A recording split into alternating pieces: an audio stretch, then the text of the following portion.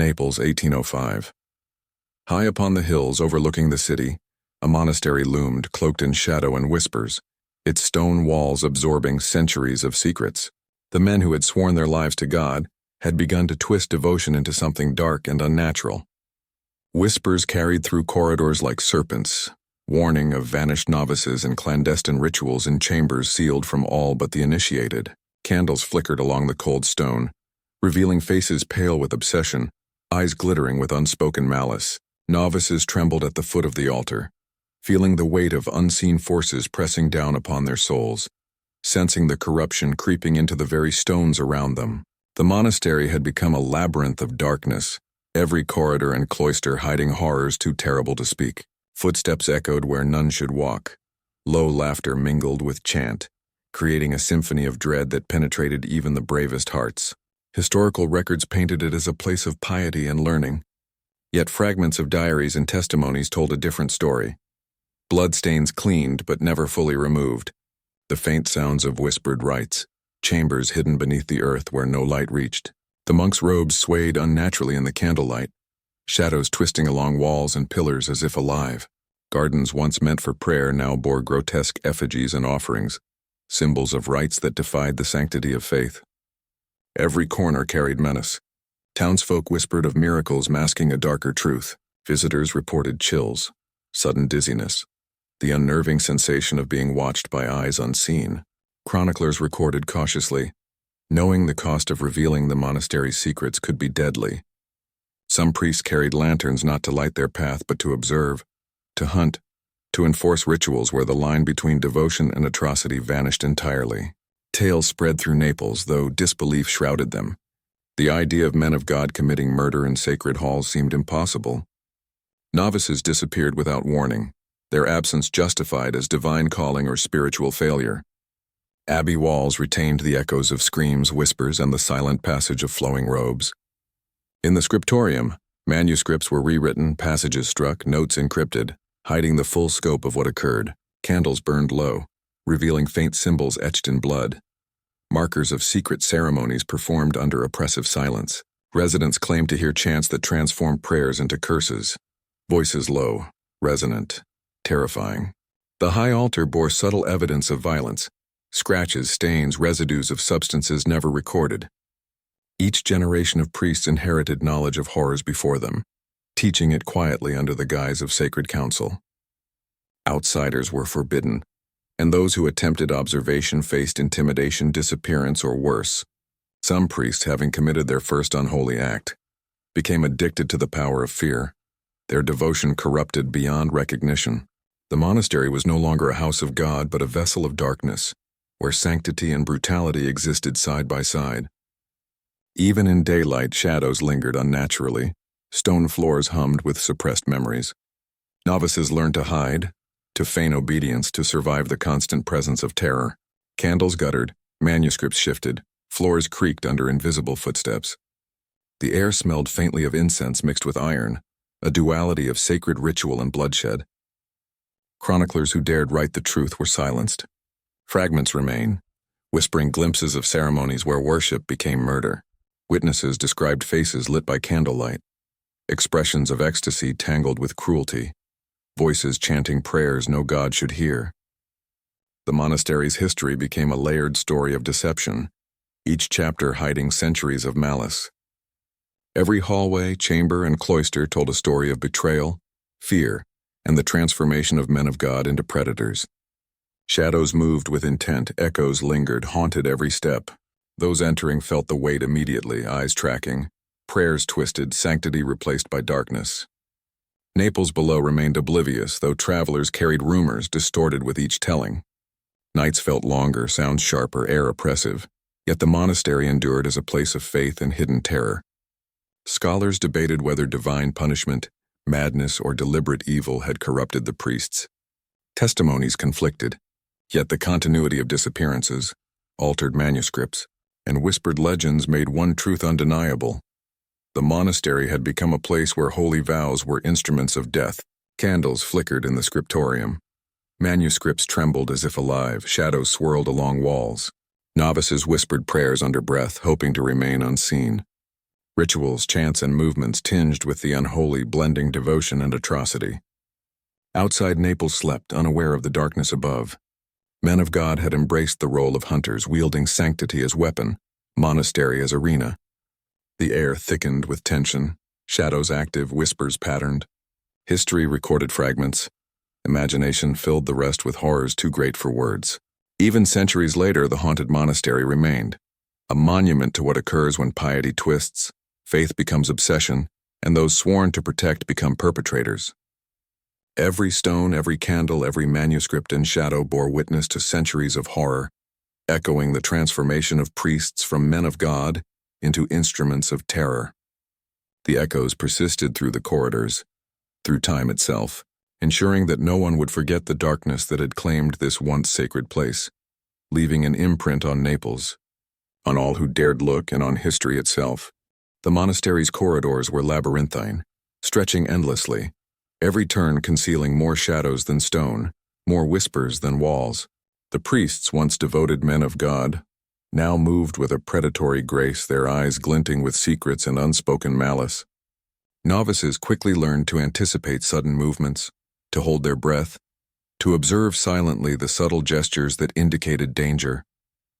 The scriptorium, once a place of study and enlightenment, had become a chamber of forbidden knowledge.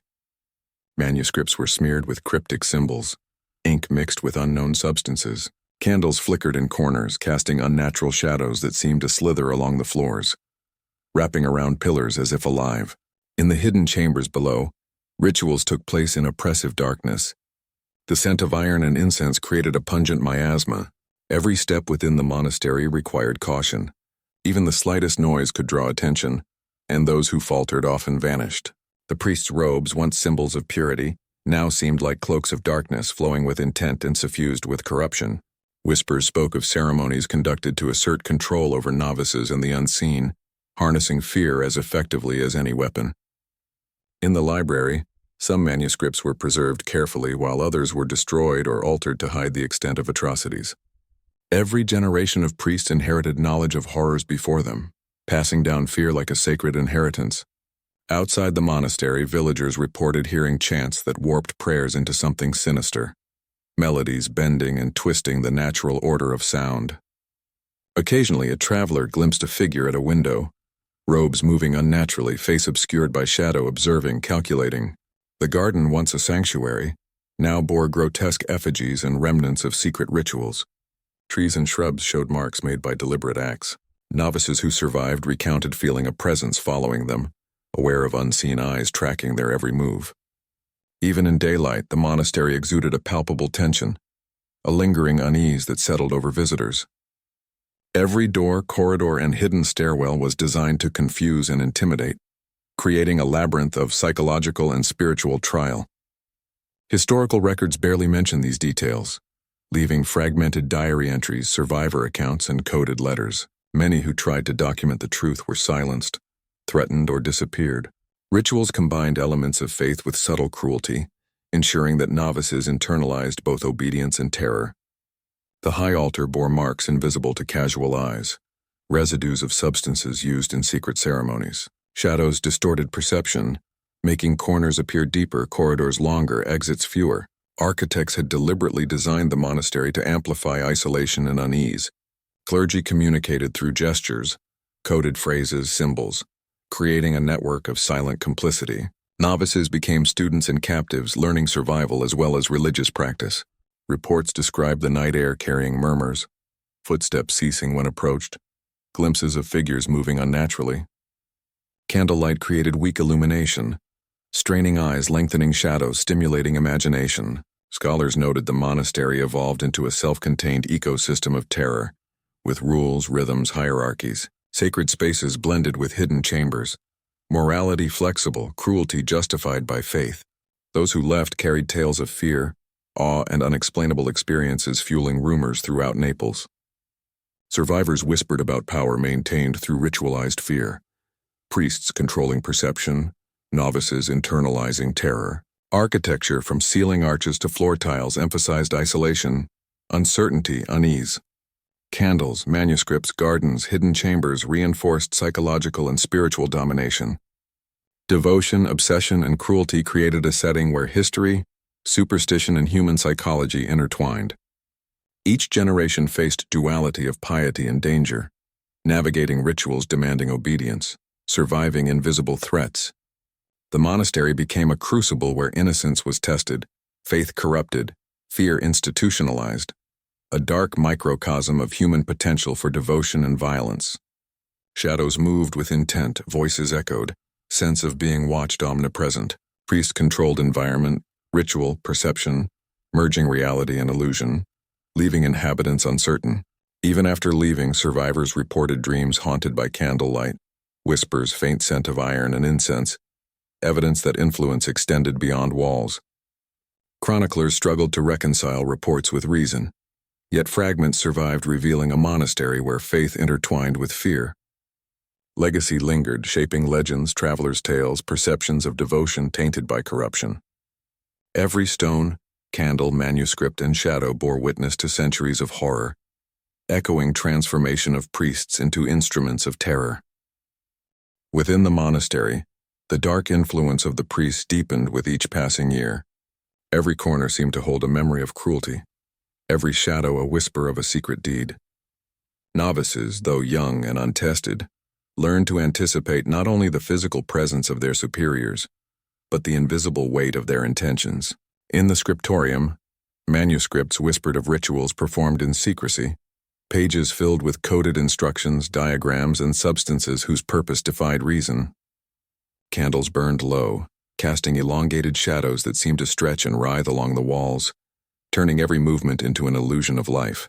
Hidden chambers beneath the monastery echoed with chants and the occasional cry of those who failed to obey or understand. The scent of iron and incense merged into a suffocating haze, clinging to stone and flesh alike. Novices moved quietly, learning to navigate corridors where sound could betray their presence. Each generation of priests reinforced a system of control, passing knowledge of terror as if it were sacred doctrine. Observers noted that rituals were both deliberate and meticulous, blending faith with calculated cruelty.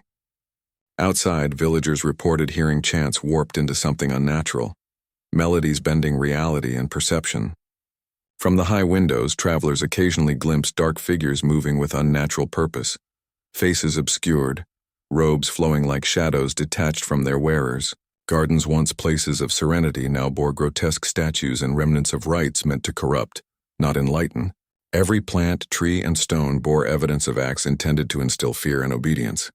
Survivors recalled the constant sensation of being watched, the subtle pressure of invisible eyes monitoring, testing, and punishing mistakes. Even in daylight, the monastery radiated unease. Corridors and chambers were designed to disorient, to enforce vigilance, to blur the line between perception and reality. Historical documents offered scant details. Fragmented diaries and encoded letters provided only glimpses of the full horrors within. Attempts to record or report the truth often ended in threats or sudden disappearances. The monastery's architecture amplified fear. Narrow passageways, hidden doors, false corridors, and stairwells that led nowhere. Priests communicated through gestures, codes, and symbols, maintaining an intricate web of silent complicity. Novices became both pupils and prisoners, learning lessons in survival alongside religious instruction. Nightly, the monastery echoed with sounds that defied reason, footsteps ceasing when approached, whispers that seemed to emanate from the walls themselves.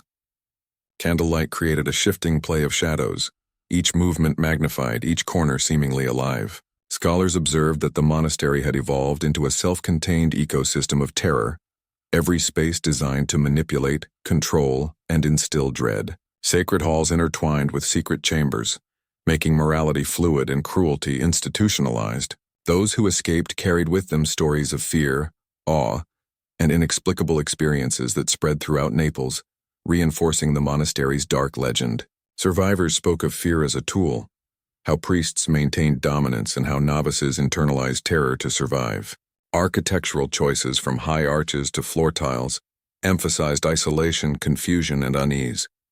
Candles, manuscripts, gardens, and hidden rooms were all instruments of psychological control.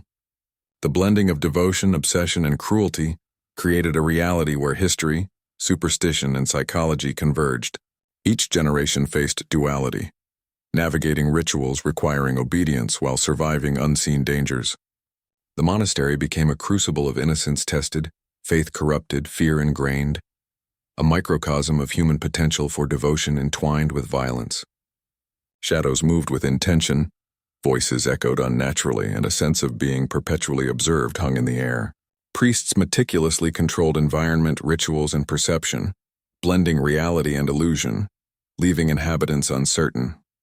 Even after leaving, survivors reported dreams haunted by candlelight, whispered chants, and lingering scents of iron and incense, proof that the monastery's influence extended beyond its walls. Chroniclers struggled to reconcile these events with reason, yet fragments survived, hinting at a monastery where faith merged with fear. The legacy persisted, shaping Naples' legends, travelers' tales, and perception of religious devotion corrupted by human malice. Every stone, candle, manuscript, and shadow bore witness to centuries of horror, echoing the priest's transformation from men of God into instruments of terror. The monastery's dark influence did not remain hidden for long. Rumors seeped into Naples, whispered along cobblestone streets and marketplace corners. Travelers reported strange sounds coming from the hills at night, a mixture of chanting, laughter, and cries that defied explanation. Novices who had entered years earlier began to vanish, their absence explained as divine calling, yet suspicions of foul play spread among the few who dared notice. Inside, the priest's behavior became increasingly erratic and sinister. Their faces, once calm and composed, now bore twisted expressions, eyes reflecting obsession and cruelty. Students learned quickly to navigate not only the corridors, but the psychological games imposed by their mentors. The scriptorium became a place of both learning and fear, filled with texts that detailed rituals blending sacred devotion with acts of hidden violence. Candles burned low, shadows danced across the walls, creating the illusion of movement where there was none. Hidden chambers below the monastery hosted ceremonies of fear, their echoes resonating through stone and timber, amplifying terror throughout the halls. The scent of iron mixed with incense hung heavily, making each breath a reminder of the unholy acts committed. Those who failed to obey the rules found themselves isolated, punished, or disappearing altogether. Their fate whispered among the novices in hushed tones. The hierarchy within the monastery was subtle but rigid, enforced through fear, intimidation, and ritualized displays of power. Observers from outside occasionally glimpsed figures moving unnaturally in the windows, robes flowing like shadows, faces obscured by hooded darkness. The gardens, once tranquil, now displayed grotesque statues, effigies, and offerings meant to instill terror.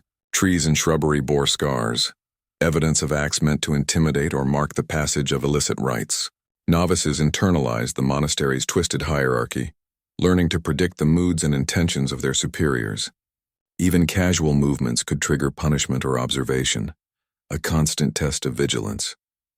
Scholars who tried to document the events faced extreme resistance. Manuscripts disappeared, diaries were destroyed, letters coded. Within the monastery, the lines between faith, obedience, and cruelty blurred. Rituals became more intricate, combining prayer with subtle acts of control designed to manipulate mind and body. Candles flickered in complex patterns, their light amplifying the play of shadows, enhancing both fear and secrecy. Every corridor and chamber seemed designed to disorient, confuse, and trap the mind in uncertainty. Outsiders who ventured near the monastery reported a palpable tension in the air, a heavy sensation pressing down, as if the walls themselves remembered centuries of unholy acts. The priest's control over perception and environment was meticulous, teaching novices to obey through both instruction and terror. Nightly, the monastery echoed with sounds that could not be traced, footsteps that stopped when approached, whispers that emanated from walls, and the faint, haunting melody of distorted chants. Candlelight and shadows worked together, turning every movement into a potential threat, every corner a place to fear. Scholars began to describe the monastery as an ecosystem of fear, every element, from architecture to ritual, serving to enforce compliance and break resistance. Sacred halls intertwined with hidden chambers, where morality was fluid and cruelty institutionalized. Tales of these acts spread through Naples, growing in horror with every retelling. Survivors whispered of psychological games, of power maintained through ritualized fear, of novices learning to internalize terror as a means of survival. Even the architecture played its part. From narrow corridors to deceptive stairways, every design intended to enforce uncertainty and isolation. Candles, manuscripts, gardens, and hidden chambers were all tools in the priest's arsenal of psychological control. Devotion, obsession, and cruelty coalesced, creating a monastery where faith became inseparable from terror. Each generation faced duality, following rituals demanding obedience while surviving unseen threats. The monastery became a crucible testing innocence, corrupting faith and institutionalizing fear. Shadows moved deliberately, voices echoed unnaturally, and the sense of being watched was omnipresent. The priest's meticulous control of environment, ritual, and perception blurred reality and illusion, leaving inhabitants uncertain at all times. Even after leaving, survivors reported dreams haunted by candlelight, whispered chants, and lingering scents of iron and incense, proof that the monastery's influence reached far beyond its walls. Chroniclers struggled to reconcile these reports with reason, yet fragments survived, hinting at a place where faith and fear intertwined permanently. The legacy persisted, shaping legends, travelers' tales, and perceptions of devotion corrupted by human malice. Every stone, candle, manuscript, and shadow bore witness to centuries of horror, echoing the priest's transformation from men of God into instruments of terror. Tension within the monastery escalated as the priest's influence grew more sinister. Novices who had survived initial trials now faced increasingly complex and terrifying rituals, each designed to test obedience and instill fear. Hidden chambers were used not only for prayer, but for acts that blurred the line between devotion and malevolence. Candles flickered in every corner, casting shadows that seemed to stretch, twist, and breathe, creating illusions that played upon the minds of those who entered. The scent of iron and incense mixed in the air, a constant reminder of the violence and secrecy that pervaded every room. Whispered chants echoed through corridors, their words carrying an undertone of menace that unsettled even the most faithful. Doors creaked mysteriously, sometimes opening on their own, sometimes remaining shut when one sought escape. Novices learned to anticipate unseen forces, to gauge the slightest movement, gesture, or glance, understanding that missteps could lead to punishment or disappearance. The hierarchy of fear and control was unrelenting. Every priest understood his power. Every novice feared it. Manuscripts in the scriptorium contained coded instructions for rituals combining sacred acts with cruel manipulations, ensuring obedience and psychological domination. The gardens, once tranquil, had become a stage for twisted ceremonies, grotesque statues, and effigies marking rites that corrupted rather than uplifted. Trees and shrubs bore scars, some resembling ritual symbols, others marking the passage of acts too dark to record openly. Even casual mistakes were met with observation, threats, or harsh correction, reinforcing constant vigilance. Scholars attempting to record events faced resistance. Manuscripts vanished and letters were intercepted. Architecture of the monastery amplified unease. Narrow corridors, false stairways, hidden passages designed to confuse and intimidate. Nightly, the monastery echoed with sounds defying explanation. Footsteps that stopped when approached, whispers seeming to come from walls, faint chants lingering in corners. Candlelight created shifting illusions, shadows moving in unnatural ways, turning every glance into uncertainty. Observers described the monastery as a self-contained ecosystem of terror, where fear, ritual, and control were inseparable. Sacred halls and hidden chambers merged, morality fluid, cruelty normalized. News of disappearances and strange behaviors spread quietly through Naples, feeding rumors of haunted halls and priests-turned-predators. Survivors told of psychological manipulation, of power maintained through ritualized fear, novices forced to internalize terror as part of survival. Architectural features, from ceiling arches to deceptive corridors, amplified isolation and disorientation. Candles, manuscripts, gardens, and hidden chambers all contributed to the monks' psychological control. Devotion, obsession, and cruelty converged, creating a monastery where faith became inseparable from terror. Every generation faced duality, performing rituals that demanded obedience while enduring threats both seen and unseen. The monastery became a crucible for innocence, corruption of faith, and institutionalized fear. Shadows moved deliberately, voices echoed unnaturally, eyes unseen followed every movement. Priests meticulously controlled perception and environment, blurring reality and illusion, ensuring uncertainty for all inhabitants. Even after leaving, survivors reported dreams haunted by flickering candlelight, whispered chants, and lingering scents of iron and incense, evidence that the monastery's influence reached beyond its walls. Chroniclers attempted to reconcile these events with reason, yet fragments persisted, hinting at a place where faith and fear intertwined permanently. The legacy endured, shaping Naples' legends, travelers' tales, and perception of religious devotion corrupted by human malice. Every stone, candle, manuscript, and shadow bore witness to centuries of horror, reflecting the transformation of priests from men of God into instruments of terror. The monastery's atmosphere, rich with whispers, flickering light, and unseen presence, ensured that those who entered would carry its darkness forever, marking the continuation of its haunting influence for generations yet to come. The moment of revelation came when the monastery's true darkness could no longer be hidden. On a night thick with fog, the high priest gathered their charges in the deepest chamber, a place sealed for centuries, known only to a select few. Candles lined the walls, their flickering flames casting grotesque shadows that danced across the stone, as if mocking the terrified novices. The air smelled of iron, incense, and fear, blending into a heavy miasma that made every breath a struggle.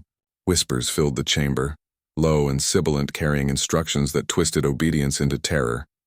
Novices trembled, hearts pounding, knowing that failure meant disappearance or worse. The elders moved with precise intent, demonstrating rituals that combined sacred gestures with acts designed to terrorize and control. Blood-stained symbols were traced upon the floors and walls, ink and iron mixing in patterns meant to invoke power over both body and spirit. Eyes glinted in the dim light, reflecting madness and zeal. Each novice was forced to participate, learning through fear, witnessing the consequences of resistance. The priest's devotion had mutated into obsession. Their faith had become a weapon wielded with methodical cruelty. Screams echoed through the chamber, muffled and elongated by the stone, every sound reinforcing the gravity of the acts. The novices were tested not only physically but psychologically, subjected to illusions of movement, voices that seemed to emanate from nowhere, and shadows that appeared to move independently. Some collapsed from terror, others complied mechanically, understanding that survival required obedience. The high priests observed, corrected, and punished with precise calculations. No action went unrecorded. Every detail contributed to the perpetuation of fear and control. Manuscripts hidden within the chamber contained diagrams and instructions for these ceremonies, blending theology with manipulation and cruelty. The architecture itself became part of the ritual. Narrow passageways, low ceilings, and hidden recesses amplified sound, distorted perception, and confined the body and mind. The chamber seemed alive, responsive to emotion, feeding on the terror of those within. Outside, the city of Naples remained unaware of the events unfolding in the hills, the fog masking every sound, the darkness hiding the rituals from prying eyes. In this climax, the monastery revealed its full capacity for corruption, transforming faith into a tool for domination. Shadows stretched unnaturally, merging with the figures of the priests, creating an overwhelming sense of omnipresence. The novices, trapped in the chamber, faced a relentless cycle of obedience, punishment, and observation, a psychological crucible designed to break them and remold them in the image of their tormentors. Candles flickered violently as if responding to the fear in the room, smoke curling in ghostly patterns, wrapping around pillars, and forming shapes reminiscent of those who had vanished before. The high priest's chants grew louder, their voices resonating, intertwining with the natural acoustics of the stone chamber, producing an auditory illusion of numbers far greater than reality. Every novice was aware of the weight of history pressing down upon them. The walls had witnessed generations of similar ceremonies, each layer of stone imbued with suffering. Instructions whispered in the shadows dictated precise movements, gestures that had to be performed exactly, the slightest error punished immediately. Some novices fainted from terror, only to be revived and thrust back into the ceremony, a cycle of endurance designed to test the limits of the mind and spirit. The priest demonstrated the effects of failure in stark terms. Disobedience was met with physical and psychological torment, reinforcing the hierarchy and instilling a profound sense of helplessness. Eyes darted constantly, movements measured and calculated. Every step was a potential transgression. The novices began to internalize fear as a constant companion, a tool the priest used to maintain absolute control. The architecture amplified every sound, every flicker of candlelight, ensuring that the novices could not distinguish reality from illusion.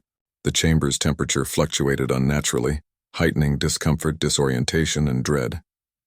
Even the most devout novices felt their faith twisted, their prayers turning to fear, their obedience blending with terror. Every movement, gesture, and whisper was scrutinized, every heartbeat counted. The culmination of these rituals revealed the monastery's true power. The priests had perfected a system of control that entwined spiritual devotion with psychological and physical domination. Shadows, whispers, candlelight, and the scent of iron became instruments in a symphony of fear, guiding novices into obedience and submission. The monastery itself seemed complicit, its stones and corridors active participants in the unfolding horror.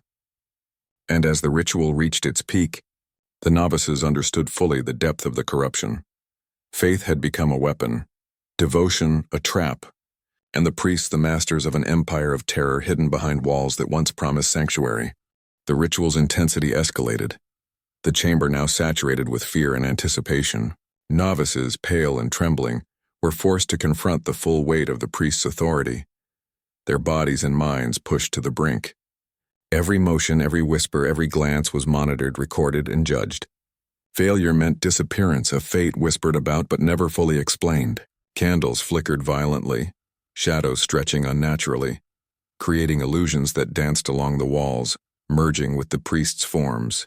The elders moved with deliberate precision, combining sacred gestures with acts designed to terrify, break, and control. Symbols of blood and ink traced intricate patterns upon the stone floor, designed to invoke power over both the body and spirit of those present. Each novice was compelled to participate, witnessing the punishment of those who failed, internalizing fear as both lesson and leash. The high priest's chants grew louder, echoing unnaturally in the chamber, vibrating through stone and bone alike. The novices' senses were overwhelmed. The scent of iron and incense hung thick, mingling with the oppressive air of confinement and anticipation. Some attempted to flee or hide, only to be returned to the center, humiliated and punished, their survival dependent on submission. The chamber itself seemed alive, responding to emotion, amplifying fear, twisting perception. Every candle flicker, every shadow, every whisper became an instrument of control, teaching obedience through terror. Novices' minds began to blur reality and illusion, unable to distinguish between what was real and what was conjured by the combination of ritual, architecture, and psychological manipulation. The high priest demonstrated precise cruelty, enforcing rules with unwavering exactness. One misstep, one hesitation, resulted in immediate correction, physical or psychological, reinforcing hierarchy and power. Observers from hidden alcoves watched closely, learning, recording, and passing knowledge to younger priests. Even faint sound or errant gesture was noted and punished. Novices' obedience became reflexive, intertwined with terror, ensuring compliance. The monastery's architecture intensified the effect. Narrow hallways, hidden doors, and low ceilings created disorientation, amplifying tension. Shadows merged with the movements of the priests, creating the illusion of omnipresence. The chamber echoed with the screams, whispers, and chants of centuries, each layer reinforcing the ritual's impact. Novices learned quickly to anticipate, calculate, and perform exactly as instructed. Mistakes were met with consequences meant to instill lasting fear and obedience.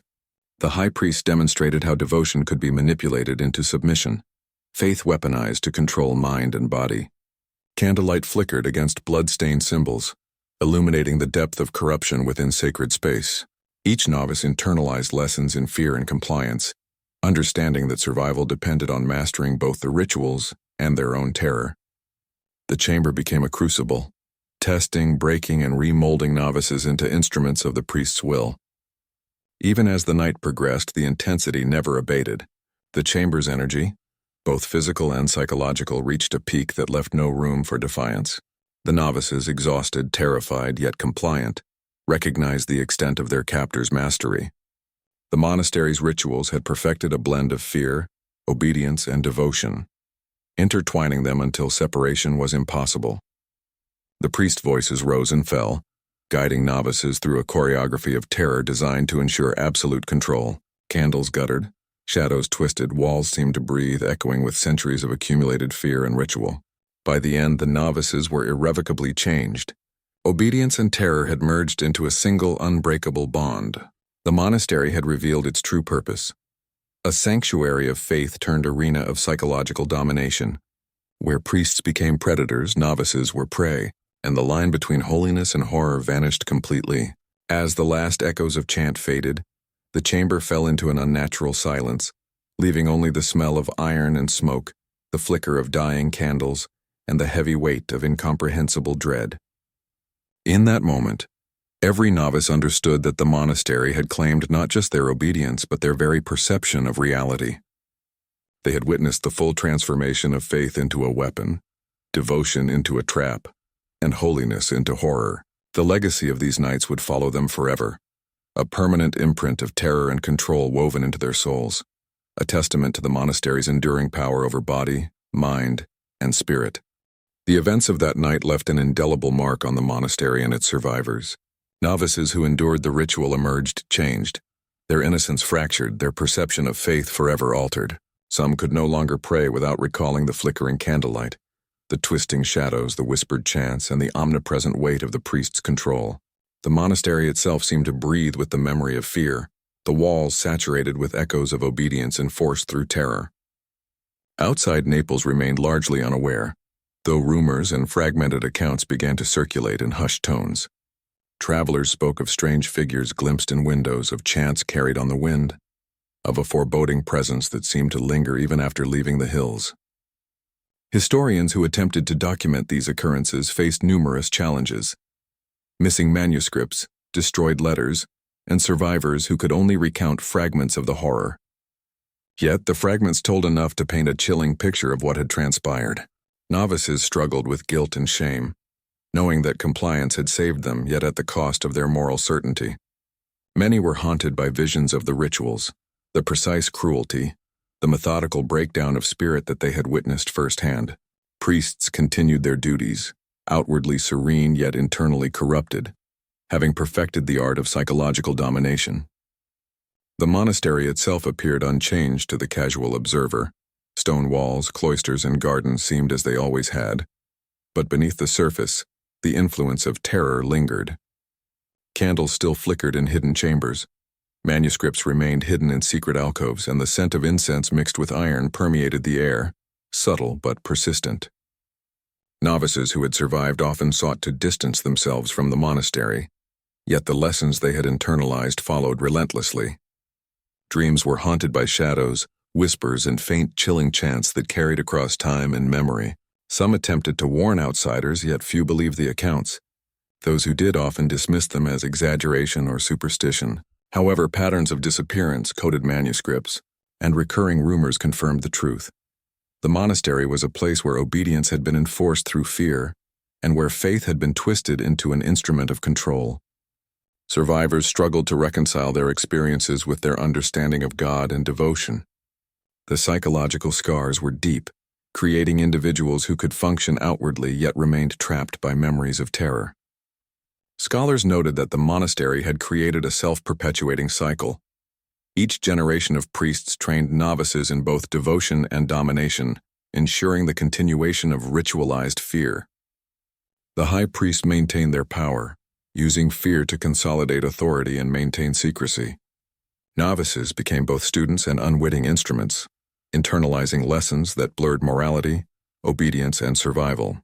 Reports describe how even years later those who had left the monastery could sense shadows where none existed, hear whispers in silence, and feel an invisible weight pressing upon them.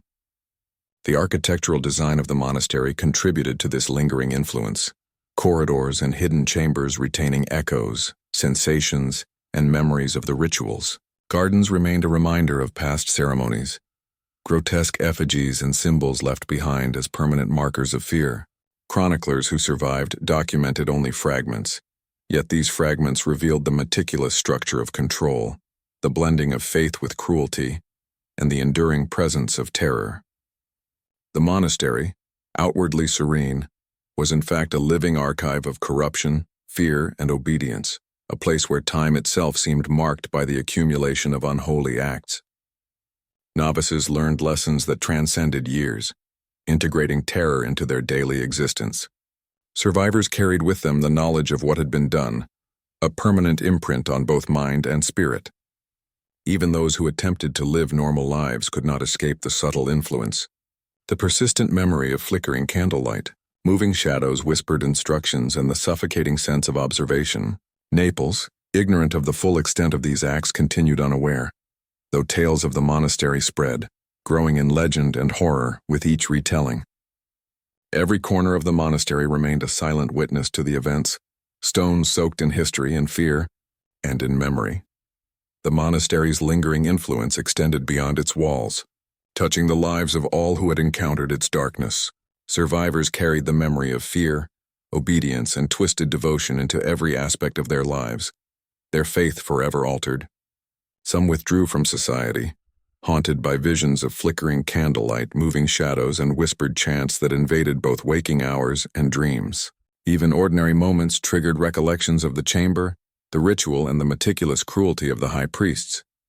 Others attempted to document their experiences, filling journals with fragmented accounts, sketches of symbols, and faint recollections of chants, only to have their work ignored, dismissed, or destroyed. The psychological impact was profound. Survivors struggled to reconcile obedience with morality, devotion with fear, and the teachings of God with acts of horror they had witnessed.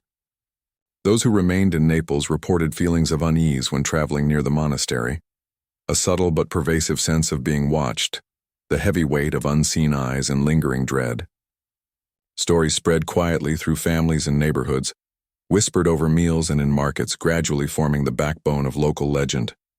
Even decades later, travelers avoided the monastery, sensing a presence that could not be explained, a darkness that seemed to bleed from stone and shadow.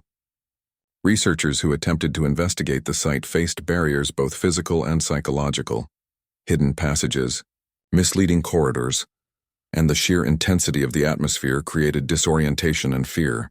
Surviving priests continued their practices, outwardly maintaining appearances of piety, yet the corruption within remained, sustained by centuries of ritualized terror. Novices trained in these halls carried forward the methods, ensuring the perpetuation of fear and obedience across generations. The monastery became a self-contained ecosystem of domination, where architecture, ritual, and psychology intertwined to create a persistent influence that survived even beyond the living priests. Memories of the rituals, the chants, and the punishments endured seeped into the consciousness of anyone who had experienced them, leaving an imprint impossible to erase.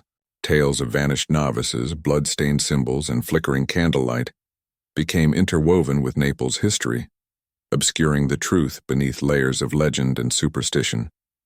Survivors described how the monastery seemed to follow them, mentally and emotionally, as if the stones themselves had absorbed their fear and now radiated it outward. Even those who had escaped the immediate horrors could not escape the lingering psychological control, experiencing flashbacks, nightmares, and an acute sense of being observed. Chroniclers recorded faint traces of these experiences, hinting at the depth of corruption and the meticulous system the priests had established. The architectural design contributed to this enduring effect. Hidden chambers retained echoes of chants and footsteps, corridors distorted perception, and gardens bore grotesque reminders of past rituals. Each generation of priests trained successors in both devotion and domination, ensuring that the cycle of fear continued unbroken. Novices learned that compliance and survival were intertwined, that disobedience led to immediate and severe consequences, and that the monastery's influence extended beyond immediate observation. The scent of iron, the flicker of candles, and the shadows along walls became enduring symbols of control and fear. Survivors carried these memories as permanent scars, their perception of faith and morality forever entwined with terror.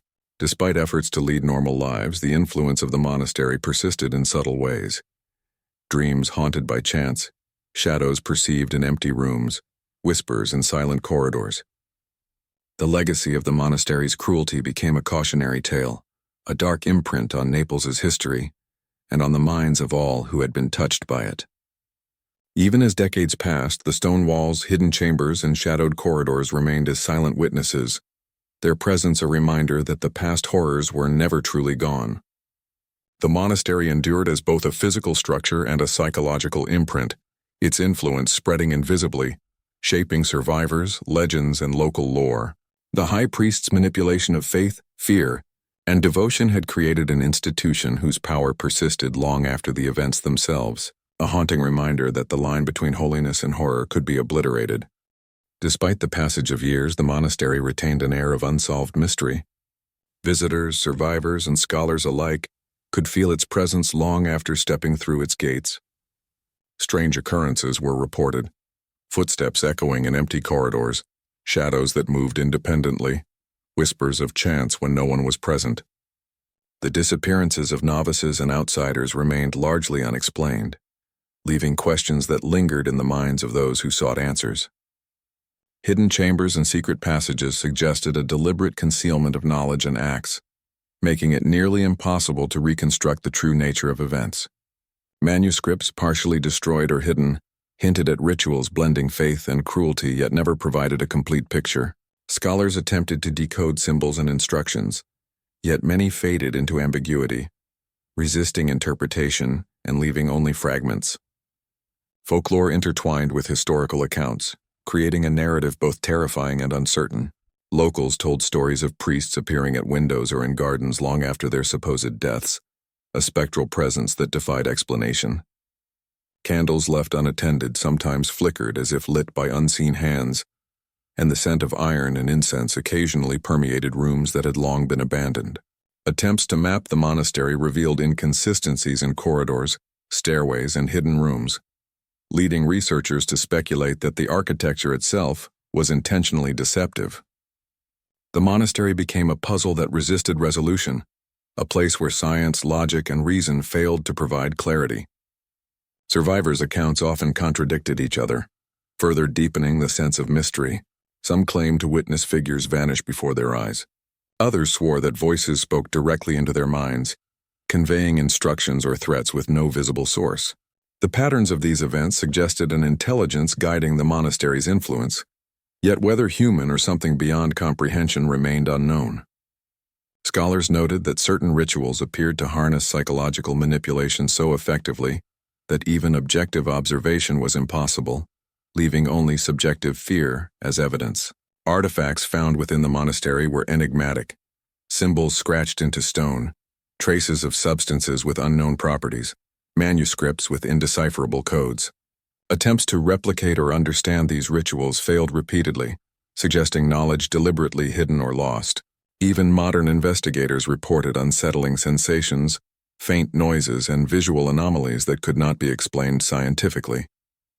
Legends of curses attached to the monastery spread, warning those who dared enter of consequences beyond natural understanding. Historical records, sparse and fragmented, confirmed some disappearances but often lacked sufficient detail to provide closure. The air around the monastery seemed charged with residual energy, a persistent reminder of the horrors enacted within its walls. Each generation of priests appeared to maintain secrecy, passing down knowledge selectively and ensuring that full understanding was restricted. The blending of fact, legend, and superstition made it impossible to distinguish truth from embellishment. Survivors' memories were imperfect, colored by trauma, fear, and suggestion, yet collectively they painted a picture of a place steeped in unsolved horrors. Researchers speculated that the monastery's design, its deceptive corridors, hidden chambers, and architectural anomalies, served both practical and psychological purposes, reinforcing the unsolved nature of its mysteries. Some symbols appeared to encode knowledge that could unlock deeper understanding, yet no one had fully deciphered them. Candles, shadows, and echoes seemed to behave as if alive, contributing to the impression that the monastery itself was an entity, observing and influencing all who entered. The ultimate fate of many novices remained unknown, their disappearances shrouded in secrecy and conjecture.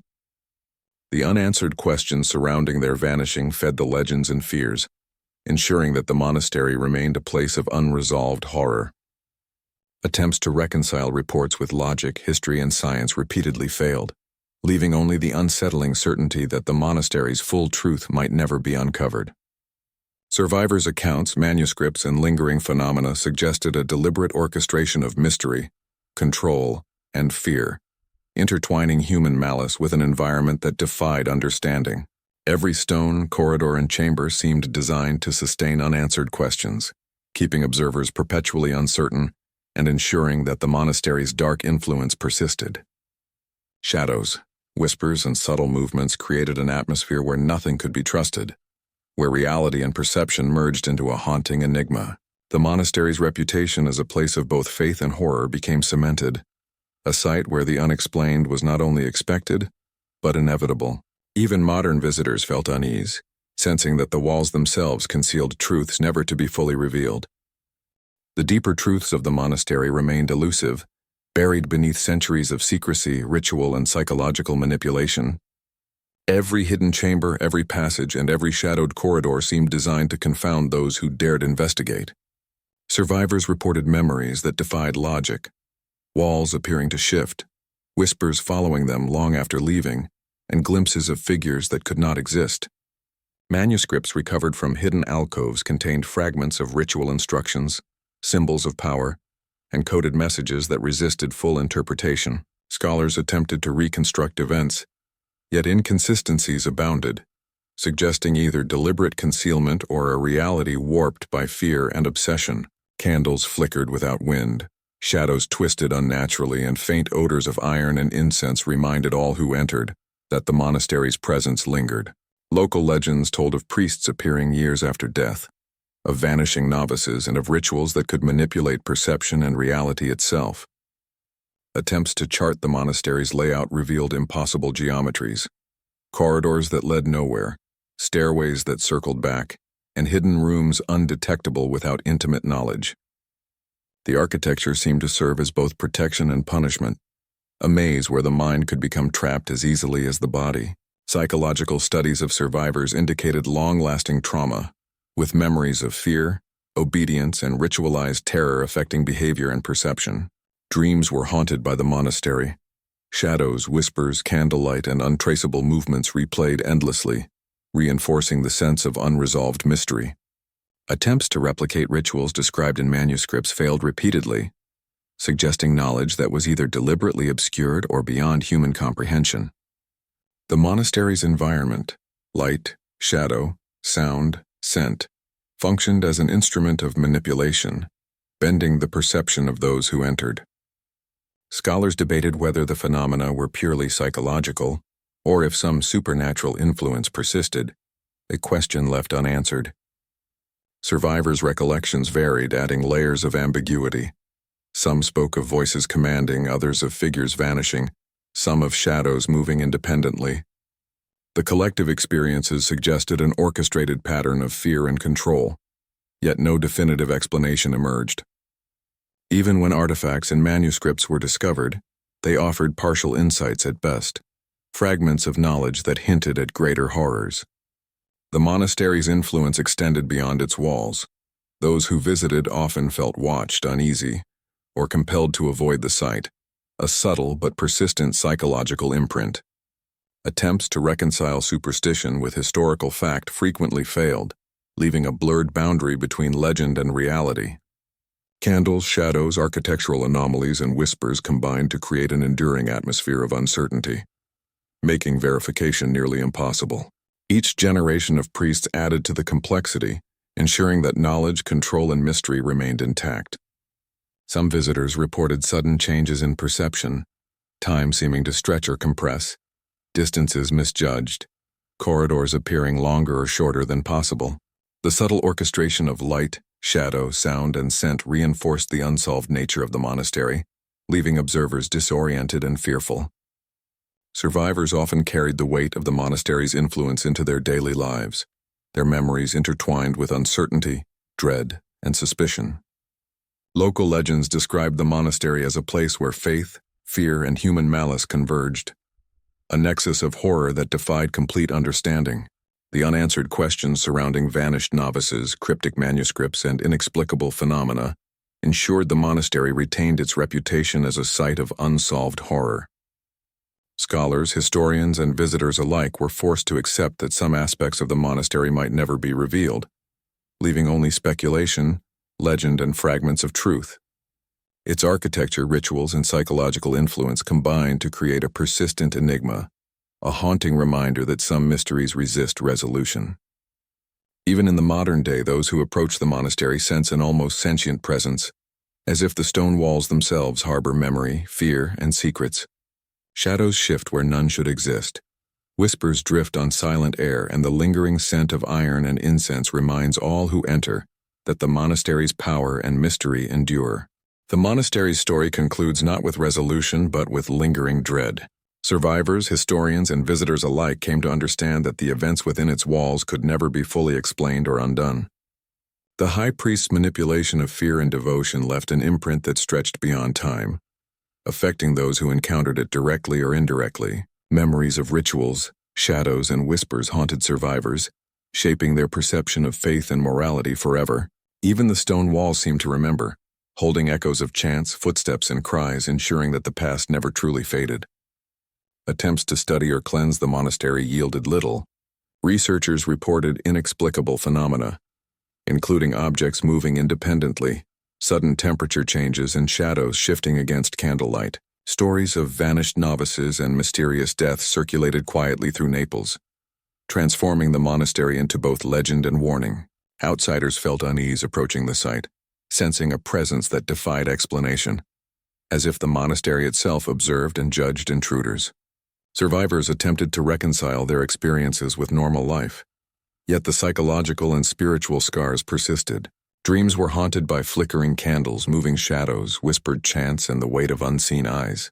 Even those who never entered the monastery reported nightmares influenced by its reputation, the collective fear permeating generations. The architectural design had ensured a lasting effect. Hidden chambers, deceptive corridors, and low ceilings trapped both body and mind, reinforcing the power of terror.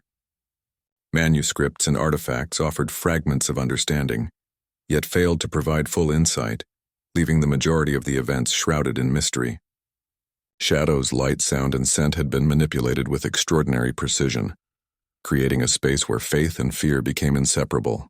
The novices' compliance under extreme duress ensured the continuity of the priest's influence, their obedience a permanent testament to the monastery's methods. Over time, the monastery became a nexus of legend, superstition, and history, its true horrors preserved only in fragmented accounts and the memories of those who survived. The blending of fact, fiction, and human perception created an enduring enigma, one that continued to challenge understanding and evoke terror. Candles burned in hidden chambers, effigies and grotesque symbols remained in gardens, and faint traces of rituals persisted in corridors, keeping the monastery alive in subtle, haunting ways. The story of the priests' transformation from devout men to instruments of psychological domination became central to local lore, a cautionary tale of faith corrupted by obsession and cruelty. Even centuries later, visitors sensed the weight of history, the presence of evil, and the inescapable influence of a place that had been both sanctuary and crucible of horror. The monastery stood as a reminder that human malice, when combined with the tools of devotion and fear, could create legacies that endured beyond the lifetimes of their creators. Shadows danced in memory, whispers lingered in the mind, and the scent of iron and incense remained, proof that the monastery's influence transcended the physical realm. Survivors carried the lessons of obedience, fear, and psychological domination with them, shaping their choices, relationships, and perceptions indefinitely. The world outside continued, largely oblivious to the horrors preserved within those stone walls. Yet the psychological footprint of the monastery endured in those who had glimpsed its darkness. Stories of vanished novices, impossible architecture, and chilling rituals were passed quietly, carefully, ensuring that the horror remained alive in both memory and legend. The monastery, though partially abandoned and obscured, remained potent, a space where history, human cruelty, and psychological control intertwined. The echoes of chants, footsteps, and cries persisted, reminders that some horrors are neither forgotten nor easily escaped. Every visitor, survivor, and historian carried with them a fragment of the darkness, a permanent reminder of the monastery's power to instill terror, manipulate faith, and leave the mind forever haunted. Even as the world modernized, its influence endured, a chilling testament to the enduring consequences of devotion, corrupted into obsession and cruelty. The ending of this story is not closure, but awareness. The monastery remains, shadows and whispers intact. Its legacy a haunting reflection on the thin line between faith and fear, obedience and horror, innocence and corruption. The monastery's final chapter leaves no comfort, only the lingering presence of its dark legacy. Survivors carried the weight of their experiences, haunted not only by what they witnessed but by the knowledge that the rituals, manipulation, and cruelty had altered them permanently. Shadows and flickering candlelight replayed endlessly in their memories, whispering instructions, warnings, and reminders of obedience enforced through terror. Attempts to reconcile faith with the horror they had endured were often futile. Prayer became tinged with fear, devotion intertwined with recollections of manipulation. Historians and chroniclers who approached the monastery were met with fragments of truth, partial manuscripts, cryptic symbols, traces of ritual acts, and whispered stories that refused to coalesce into full understanding. Even centuries later, the monastery retained an air of the inexplicable, where the ordinary laws of perception, time, and reason seemed distorted. Candles guttered as if by unseen hands. Shadows stretched impossibly, and corridors appeared longer or shorter than reality allowed. The architecture itself seemed alive, a participant in the perpetuation of fear, guiding those within toward compliance, confusion, and helplessness. Local legends reinforced the haunting reputation, speaking of vanished novices, spectral priests, and rituals that manipulated both mind and body. Survivors reported ongoing psychological effects, panic, nightmares, and involuntary recall of chants, shadows, and sequences of ritual acts. Each generation of priests maintained the cycle, passing down techniques, secrets, and control to ensure the monastery's influence remained intact. Novices who became priests internalized fear and obedience, perpetuating the same methods on others. The gardens, chambers, and hidden passages retained the traces of past horrors, silently conveying the weight of history to anyone who entered. Researchers attempting to study or map the monastery often abandoned their work, overwhelmed by disorientation, fear, and subtle but persistent disturbances. The blending of historical fact, folklore, and surviving accounts created an enduring narrative of fear, ensuring that the monastery's reputation would never fade. The psychological imprint extended beyond the physical boundaries, influencing survivors, scholars, and even those who only heard tales of the events. Every whispered chant, every shadow, every candle flicker became a marker of the monastery's ability to reach beyond the immediate, embedding terror in the minds of all who engaged with its story. Objects remained as silent witnesses, blood-stained symbols, ritual implements, and cryptic manuscripts hinting at knowledge that could not be fully grasped. The monastery itself had become a living archive of cruelty, obsession, and manipulation, its influence enduring even in abandonment. Survivors often avoided the area entirely, yet subtle sensations of presence, unease, and observation followed them, demonstrating the enduring reach of the monastery's psychological control. Legends of vanished novices, cryptic manuscripts, and impossible architecture ensured the site's continued status as a place of unsolved horror. Even modern visitors felt unease, shadows shifting where none should exist, whispers emerging in silence, and the scent of iron and incense lingering unnaturally. The monastery had transcended time, its influence a constant echo of faith corrupted, obedience weaponized, and innocence shattered. No closure was granted, only awareness that some horrors are permanent, some legacies of cruelty enduring beyond the mortal lives that created them. The story concludes with recognition that the monastery's power remains intact, a chilling testament to the human capacity for obsession, control, and terror. Shadows, whispers, flickering candlelight, and the lingering scent of iron serve as constant reminders that the past cannot be undone, only remembered. The ending is not one of hope or resolution, but a haunting reflection. The monastery endures, its legacy imprinted upon all who encounter it, a permanent echo of faith turned to fear, devotion twisted into terror, and innocence lost to the machinery of human malice. The walls, chambers, corridors, and gardens preserve the memory, ensuring that the story of priests turned predators, novices turned victims, and faith corrupted into obsession remains alive. Even as centuries pass, the monastery continues to teach a single lesson: the convergence of fear, manipulation, and devotion can create a force that cannot be contained, a shadow of terror that extends beyond stone and time. Survivors, historians, and visitors alike bear witness, carrying fragments of its influence into the world, a constant reminder that some legacies are inescapable, haunting, and eternal.